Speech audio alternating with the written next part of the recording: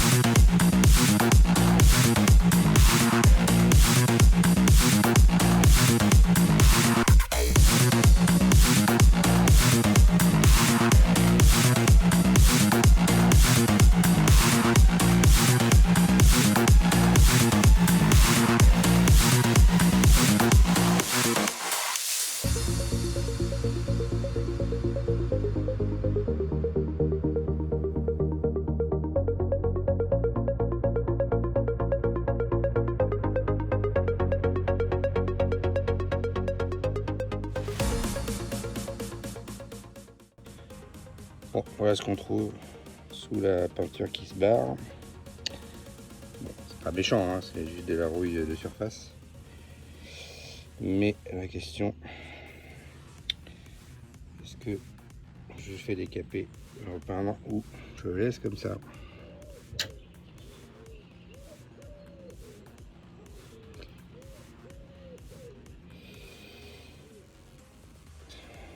De toute façon, il faut que je démonte les ressorts, que je change les... Alors pas ceux-là, ils sont en bon état, je pense que ça a été changé. Il faut démonter ceux du bas pour les changer. La question se pose de savoir si je démonte tout, si je l'envoie à sabler et repeindre. Ça se pose. Ou si je fais moi-même. Ça n'a pas besoin d'être très beau puisque ça se situe sous la voiture. Mais ça a besoin de tenir dans le temps quand même. Il faut une peinture qui accroche, qui tienne longtemps. Alors là, si on ne sable pas, ça va finir par se barrer. Donc là est la question. Bon, pour l'instant, prochaine étape, démontage des ressorts. Alors, voilà mon compresseur de ressort spécial Mercedes. Je ne l'ai jamais utilisé encore, donc ça va être une grande première. Sur le berceau déjà démonté, ça devrait être largement plus facile que sur une voiture. Donc, c'est parti pour le grand démontage des ressorts.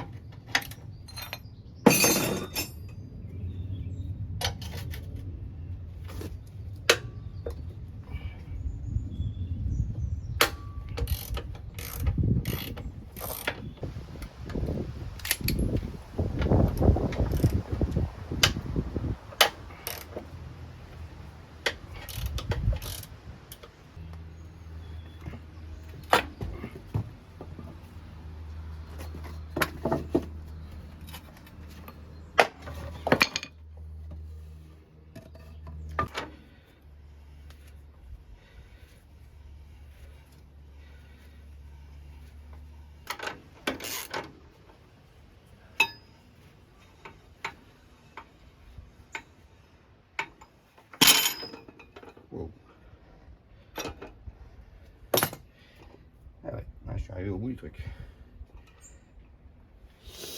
Le bout de la vis, malheureusement.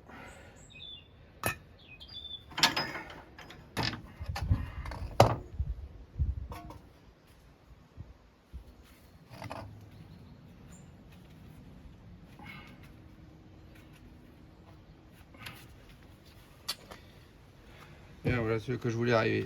Mon ressort. Donc là j'ai prévu de mettre une coupelle, on a une 3 picots ici. J'ai prévu de mettre une picot pour redescendre la voiture parce que je trouve trop de l'avant. À voir si je change les ressorts ou pas.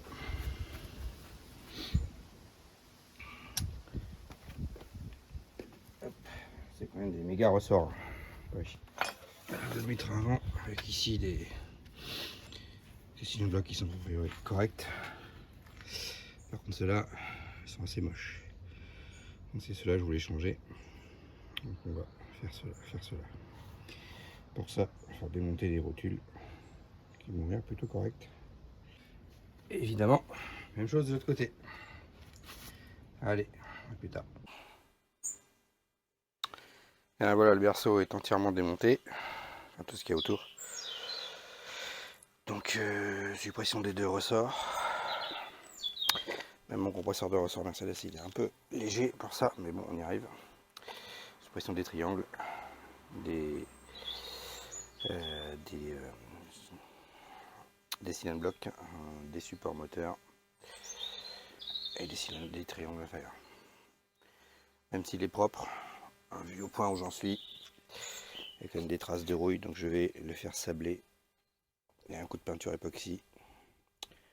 De toute façon, au point où j'en suis, un peu plus, un peu moins. Quitte à le remonter, on va faire propre. L'intérieur est propre, pas de souci. Pas de rouille, j'en profiterai pour traiter les corps creux tant que j'y suis. Mais il est plutôt en bon état. Voilà, quant à mon train avant qui est de l'autre côté.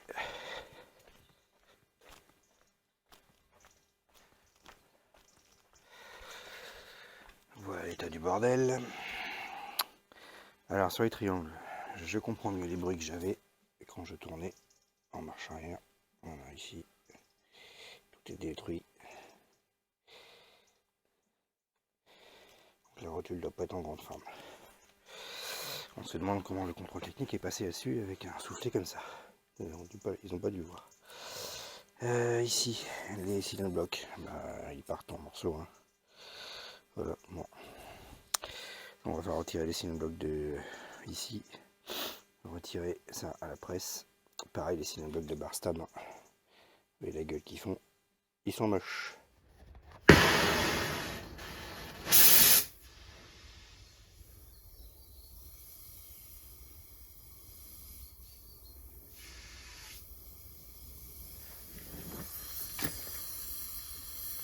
Puis là, le caoutchouc va cramer, donc ça va être très bien. Cylindres blocs. Ah, le faire cramer? On va t'empoigner, hein. On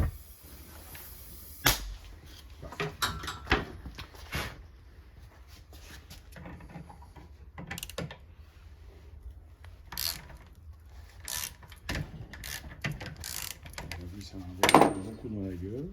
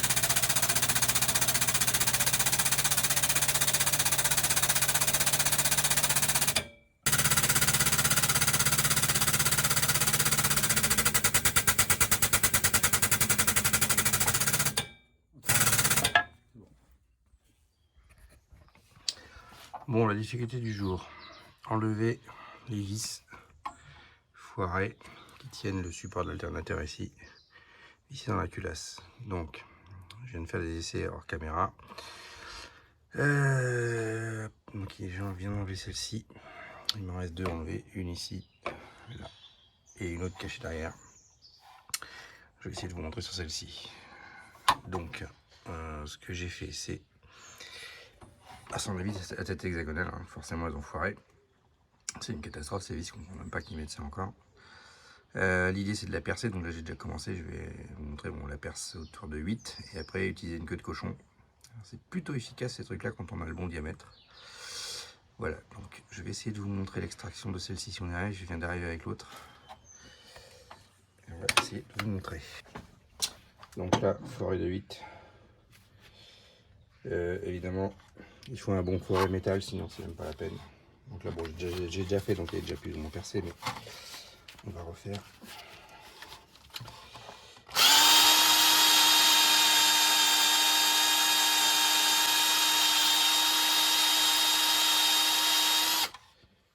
Voilà, donc comme vous voyez, il faut que le forêt il arrache la matière, hein, sinon ça marche pas. Tout à l'heure j'avais un forêt merdique, ça arrachait rien. Et là maintenant, alors ces vis en plus sont assez dures, hein, donc maintenant on va passer la queue de cochon et on va essayer d'extraire. Alors la queue de cochon, ça ressemble à ça. Voilà, donc en fait, vous tournez, vous l'enfoncez dans la vis, dans la tête de la vis, vous tournez à gauche. Et c'est un pas inversé, donc ça va s'enfoncer dans la tête de la vis, ça va venir prendre la tête de la vis. Et normalement, au bout d'un moment, ça va la décoller. J'ai déjà débloqué pas mal de vis avec ça, de plus ou moins grosse taille. Le seul souci, c'est d'avoir le bon trou, bon diamètre et assez profond pour pouvoir enfoncer la queue de cochon. Mais c'est plutôt efficace. J'ai enlevé celle du dessus avec. On va essayer celle-là en live. On va voir ce que ça donne. Oui, on enfonce ici et on vient tourner comme pour dévisser la vis. Normalement, ça doit se prendre dans la tête. Oui, là. La queue de cochon tient toute seule. Il n'y a plus qu'à tourner. Au fur et à mesure qu'on tourne, elle s'enfonce dans la tête de la vis. Ça devient de plus en plus dur. Et normalement, au bout d'un moment, ça devrait décoller la tête.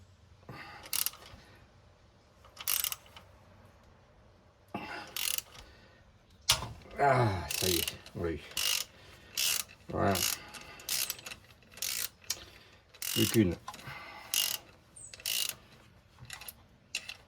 Maintenant, on peut virer la vis. Et le support va venir avec.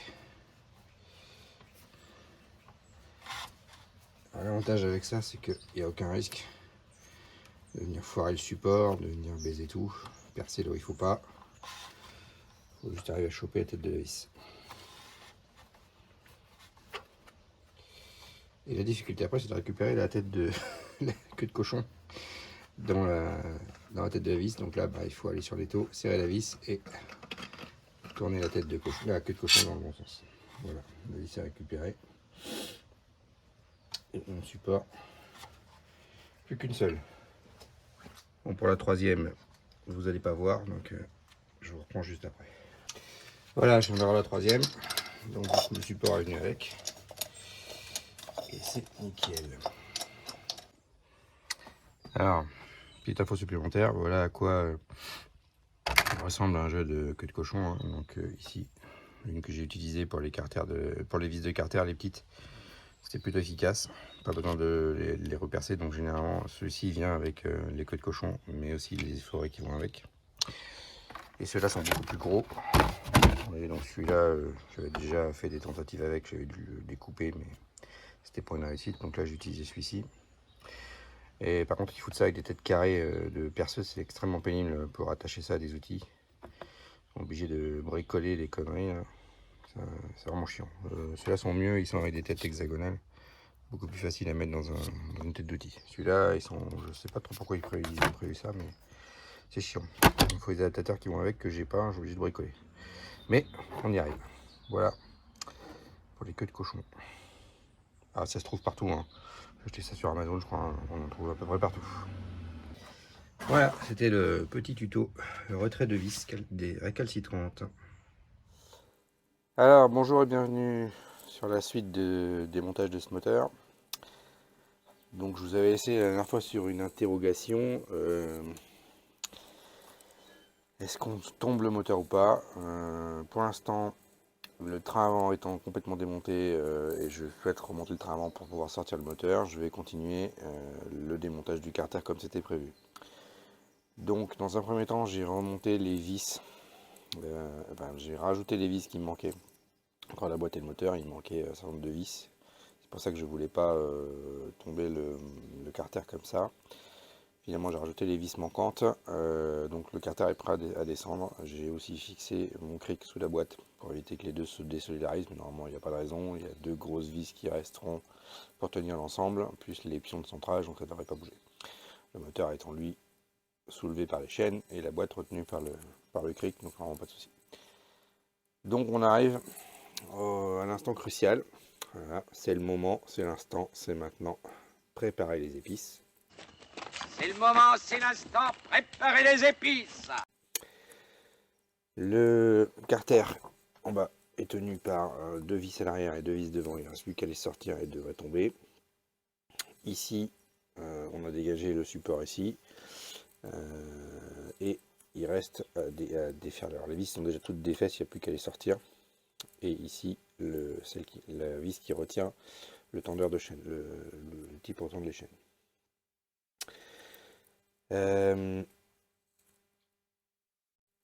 Donc, on sort le carter, on sort les vis et on devrait pouvoir sortir le carter de distribution. Voilà le plan pour aujourd'hui. J'ai démonté ça aussi, tiens, et je me suis aperçu qu'il n'y avait pas de joint. Donc voilà, super, ça a été démonté et remonté sans joint. Donc effectivement, ça devait fuir aussi. Cette voiture, tout est comme ça. J'en ai profité, j'ai vite démonté les tubulures d'huile pour la boîte. J'ai voulu démonter l'échappement si j'avais une fuite à échappement, j'ai voulu regarder. Donc j'ai trouvé d'où venait la fuite. Encore une fois, les vis qui fixaient les brides d'échappement n'étaient pas serrées, donc forcément j'avais des fuites. Les échappements, eux, même s'ils ne sont pas neufs, ont l'air corrects. On vérifiera ça une fois remonté le tout avec la machine à fumer. Mais donc j'ai profité pour changer quelques vis sur les échappements, mais normalement une fois resserré tout devrait aller bien. Donc comme d'habitude sur cette voiture, voilà, ici pas de joint. Sur les échappements, les vis étaient à moitié vissées. Donc au fur et à mesure que j'avance, j'en profite pour vérifier tous les serrages et toutes les vis sur cette voiture. C'est un truc de fou. Ici j'ai les deux vis qui tiennent le carter de distribution aussi. Donc on ne touchera pas aux culasses qui sont ici, hein. Ça on n'y touche pas. Voilà. Une fois qu'on aura démonté le carter de distribution, on devrait voir toute la distribution normalement. Il faudra enlever les axes ici qui tiennent les guides pour les changer. Alors pour ceux qui veulent faire leur distribution par le haut, hein, qui ne veulent pas démonter ce carter là, ce que je peux comprendre, donc il faut changer. Donc du coup c'est ce guide là ici en enlevant les axes qui sont ici. Donc on peut les extraire sans démonter l'ensemble de ce que je suis en train de faire, hein. On extrait les axes, on change les guides ici. On peut changer le guide ici qui vient tendre la chaîne. L'axe est démonté ici, le guide sort par le haut. Et ensuite, il suffit de remplacer la chaîne. Vous voyez, il y a un maillon ici. J'avais jamais fait attention, mais il y a un maillon aussi. Donc elle a déjà dû être changée, cette chaîne. Donc on défait la chaîne, on ouvre la chaîne, on enquille la nouvelle chaîne, on fait tourner le moteur et on peut remettre la chaîne sans avoir à démonter l'ensemble du carter de distribution. Le seul inconvénient, c'est pour ça que moi je veux tout démonter, c'est qu'on ne peut pas changer les deux guides qui doivent se trouver par là. Il y a deux guides de chaîne en plastique qui ne peuvent pas être changés par cette méthode là. La seule solution pour les changer, c'est de démonter le carter de distribution.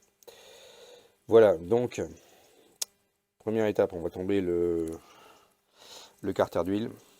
Je vais essayer de vous embarquer avec moi pour ça. Et on va commencer par voir ce qu'on trouve dans le carter d'huile. C'est la première étape. Une fois qu'on aura fait ça, on va s'attaquer au carter de distribution. On devrait avoir les deux démontés. Pour éviter de laisser le moteur trop ouvert longtemps en bas, je remettrai le carter d'huile avec quelques vis pour histoire que ça soit pas ouvert en bas, pour pas que les poussières rentrent, etc. Et de toute façon, au niveau de la distribution, on changera tout. Tout va être nettoyé, donc là il n'y a pas de souci, mais c'est surtout la partie vilebrequin, piston, etc. Je ne veux pas laisser ouvert trop longtemps. Donc c'est parti, première étape. On va voir si ça se déroule selon le plan, mais c'est tomber le carter d'huile. Donc lui, j'ai déjà défait toutes les vis, il bouge déjà, donc normalement ça ne devrait pas être compliqué. Il reste 4 vis à virer et on devrait pouvoir le descendre complètement. Donc il est assez lourd. Donc je pense qu'il doit être assez lourd vu la taille du truc. Donc on va essayer de ne pas le prendre sur la tronche déjà. Commencer par là. Allez, c'est parti.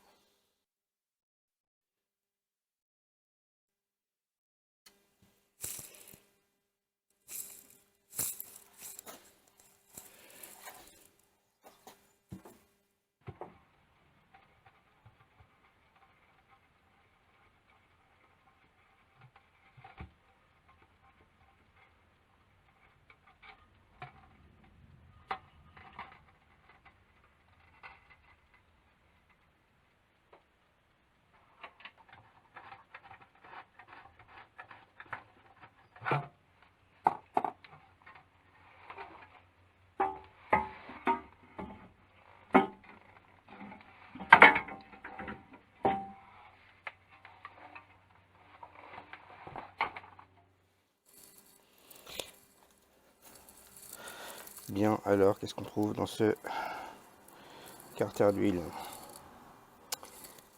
Bah ma foi, ça m'a l'air plutôt propre. Alors forcément quelques morceaux de plastique de la distribution au fond.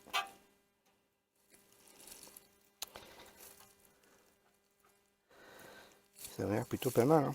On va chercher un aimant pour voir si on trouve des parties métalliques. Ah, voilà mon aimant. On trouve... Ça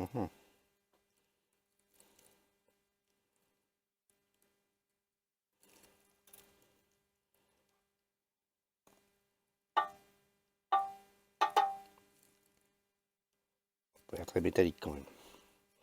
Ça va se coller à mon aimant, mais je pense que...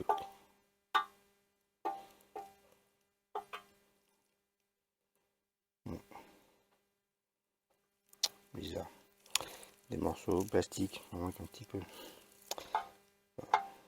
Les mêmes là, viennent pas de se coller. Morceaux plus gros, noir. Ça ressemble quand même à du plastique.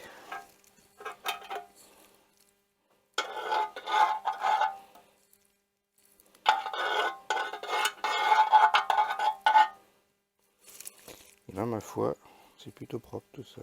Qu'est-ce que c'est que ça?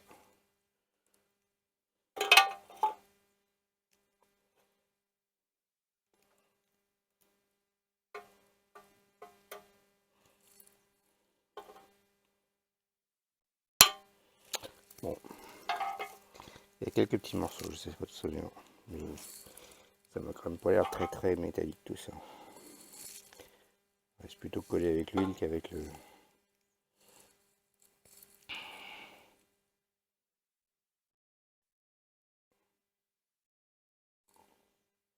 Voilà ce que j'ai trouvé. Ouais, c'est pas très métallique tout ça. Bien. Bon bah lui on aura un nouveau joint. On va bien le nettoyer. Tout ça. Et on montrera tout ça à sa place. La question que je me pose c'est au niveau de la jauge ici. Est-ce que ça se démonte? Si quelqu'un sait. Est-ce que la jauge à huile se démonte ou pas? Ici, est-ce qu'il faut la changer avec un joint? Peut-être, je regarde. Sur les docks, il n'y a pas de joint. Je sais pas si elle est juste enfoncée. Je vais voir. Bien, maintenant on va essayer d'aller voir sous la voiture. Alors, qu'est-ce qu'on a? Une belle pompe à huile.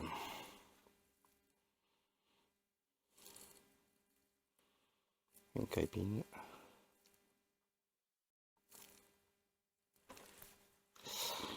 Alors, question de la pompe à huile, est-ce qu'il faut la changer ou pas? C'est une vraie question. Elle vaut 1200 € chez Mercedes et on n'en trouve pas dans la table. Donc. Mais quitte à être en arrivé là, je me demande s'il faudrait pas la changer. Bon, j'ai quand même j'ai ça, La chaîne de la pompe à huile, ça c'est sûr, je vais la changer. À minima, la pompe à huile, ça reste à voir. Je pense que quitte à en être arrivé là, je vais la changer. Bon, ensuite ici, je sais pas trop ce qu'on peut voir. Bon.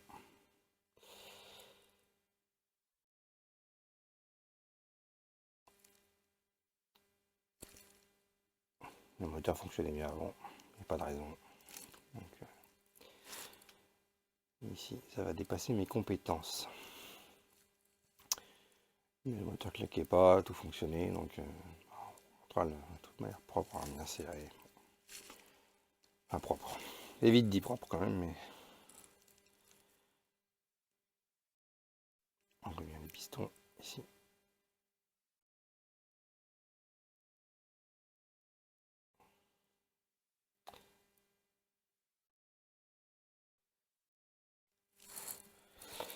Et donc ce qu'on va arriver à changer, c'est tout ça, c'est guidon plastique. Vous voyez, ici il y a plusieurs guidons plastiques, dont ceux pour la chaîne de pompe à huile. Il va falloir les changer aussi. D'ailleurs, je suis en train de me poser la question, est-ce que je les ai commandés? J'ai un petit doute. Ici, on voit la chaîne de distribution elle-même. On verra mieux tout à l'heure. La crépine, ah bah tiens, je vois dans la crépine, oui. Au fond de la crépine, il y a un bout. Ça ressemble fortement à un morceau de ma distribution. Et là, il bouge. Et ouais. Heureusement que la crépine est là, sinon ça aurait été avalé par la pompe. Il y a bien des morceaux de ma distribution qui traînent dans ce moteur.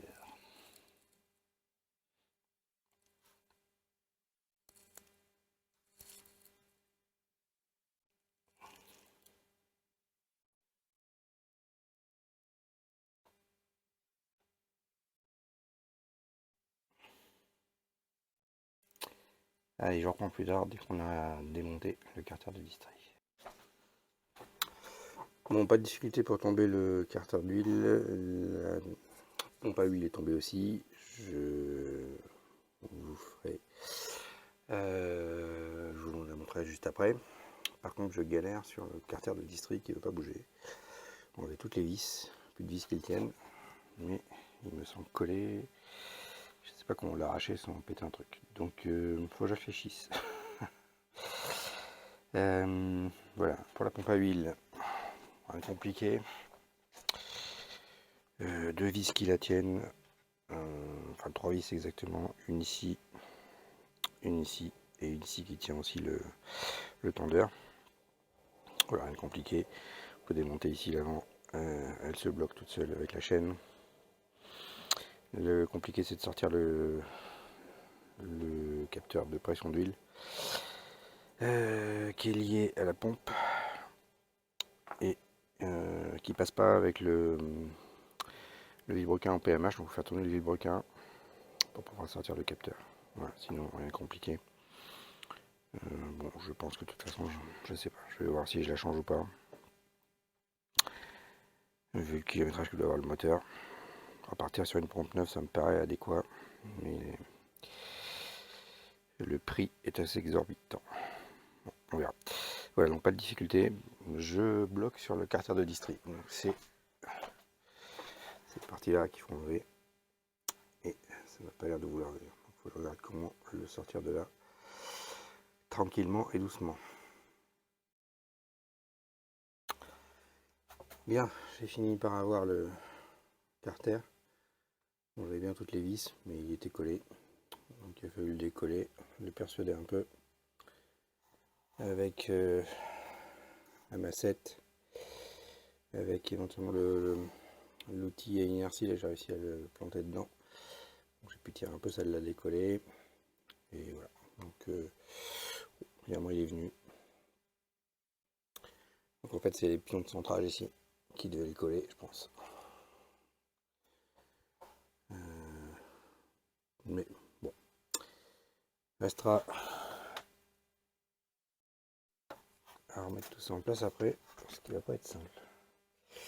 Donc ici par contre ça a arraché à côté du joint de culasse, donc bon, c'est pas le joint de culasse, hein, c'est juste la partie sur le carter de distribution, donc il faudra recoller ça correctement et mettre de la pâte pour que ça tienne.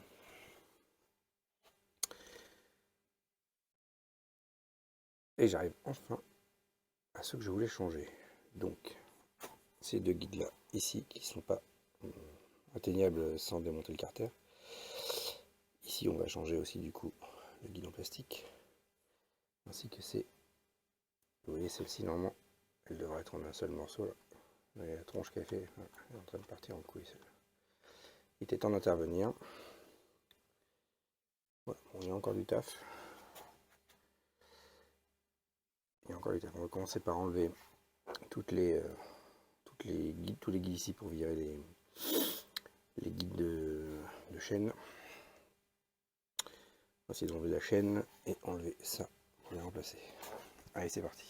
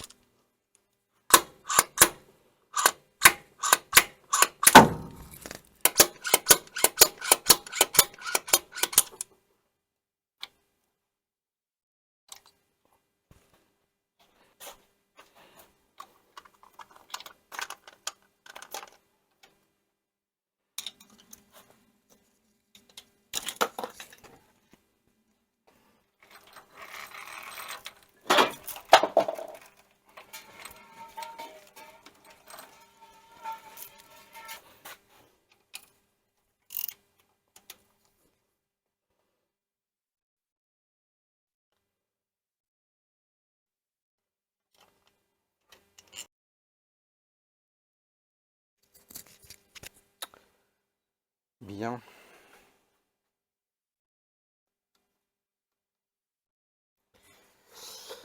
Voilà, ben on a un beau merdier. Maintenant, il faut remonter. Voilà, je suis arrivé au bout du démontage que je voulais faire. J'ai réussi à extraire le carter. On a sorti la chaîne, donc on a tous les pignons. Ici. Alors normalement j'ai acheté les pignons de remplacement. Donc on va voir, parce que s'ils sont pas usés comme c'est pas des pignons de marque Mercedes, on va les comparer. S'ils sont pas trop usés, on les laissera. S'ils sont usés, on les changera. Bon, évidemment, j'ai toute la distrie, tous les guides de distrie à changer, la chaîne, ça je l'ai. J'ai ce pignon là aussi, mais il m'a l'air quand même bien. Il va falloir voir comment est-ce qu'on le sort. Pareil, s'il n'est pas usé, je ne le sortirai pas. Et c'est surtout les deux, vous avez vu, les deux guides qui étaient là, qui sont impossibles à sortir si on ne sort pas le carter. Donc pour le remontage du carter, on n'a pas à joint. On remonte tout partout, pas de problème. Ce sera sûrement plus étanche qu'à l'origine même, parce que je pense qu'il n'y avait rien. Donc, voilà où on en est. On a un sacré merdier. Maintenant, on va enfin pouvoir travailler sur la distrie elle-même, qui était l'origine du problème. Et une fois tout ce merdier remonté, il va falloir recaler tout ça, sachant que bon, j'ai repéré à peu près mon point mort haut ici. La clavette, évidemment, elle tombe pas en face, donc c'est impossible de caler quoi que ce soit. Et pour avoir le point de repère exact, il faut remonter le carter et la pompe à eau. Donc c'est une fois qu'on aura terminé qu'on saura si c'est bon ou pas. Donc il y a moyen de ne pas se louper. Normalement, on est calé en bas, on cale les arbres à cam en haut, il n'y a pas de souci. On met la chaîne, les deux arbres à cam doivent être calés, la chaîne tendue, et on ne doit pas avoir de souci particulier. Mais on vérifiera tout ça évidemment avant de remonter. Bon, prochaine étape, la distrie. Donc on va déjà aller regarder l'état de la distribution, c'est moche. Et on comparera avec les pièces neuves. Alors, voilà l'état de ma distribution.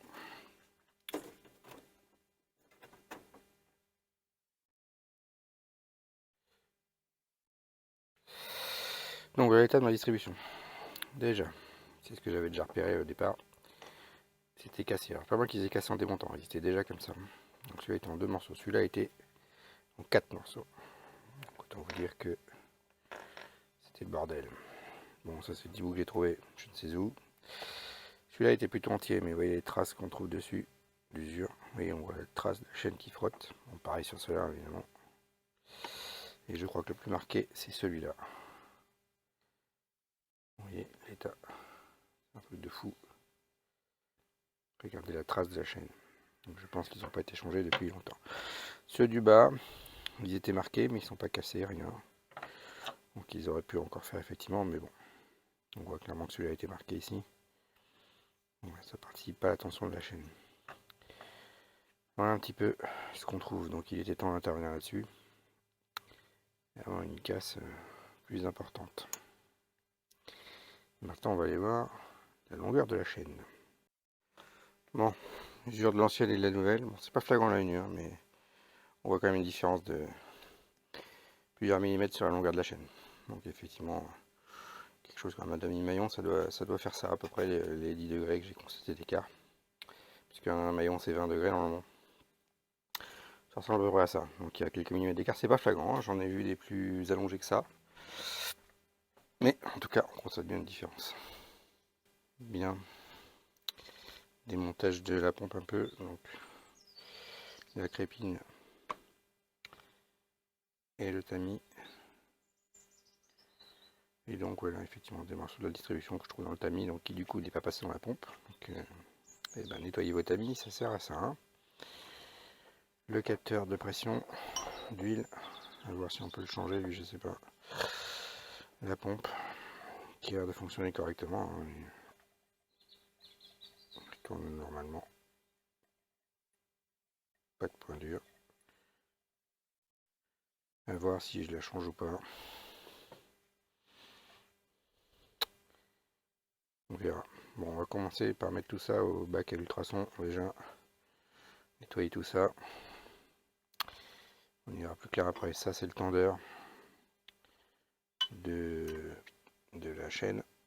Donc la partie métallique avec la partie plastique ici, la nouvelle. Hein.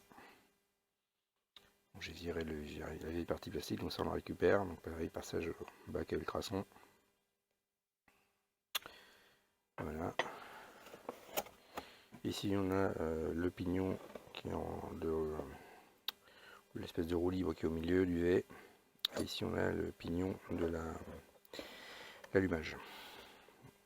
Là le pignon de la pompe à huile, voilà, les guides et le tendeur. Voilà, on va nettoyer tout ça à la machine à ultrasons. Ça, c'est la nouvelle distribution. Donc, vous voyez les nouveaux guides ici. Plus qu'à monter la chaîne ici de la pompe à huile. J'ai prévu de la changer aussi. Bon, là, la nouvelle chaîne. Les pignons que j'avais prévu de changer, mais j'ai comparé avec les anciens, franchement, pas besoin. Et sachant que c'est une galère pour les enlever et les remettre parce qu'il va falloir chauffer, ils sont montés en force, je pense. Je vais sûrement les garder de côté au cas où, mais je suis pas sûr de les changer. Je vais quand même faire quelques mesures avant, puis à colis pour vérifier, mais je pense qu'il n'y aura pas besoin. Voilà pour cet épisode. Et le prochain épisode, ça sera remontage. Donc pour l'instant, on va s'arrêter là. Ça fait déjà pas mal. Voilà, la voiture est entièrement démontée. J'ai des pièces plein mon garage. Je sais plus où les mettre.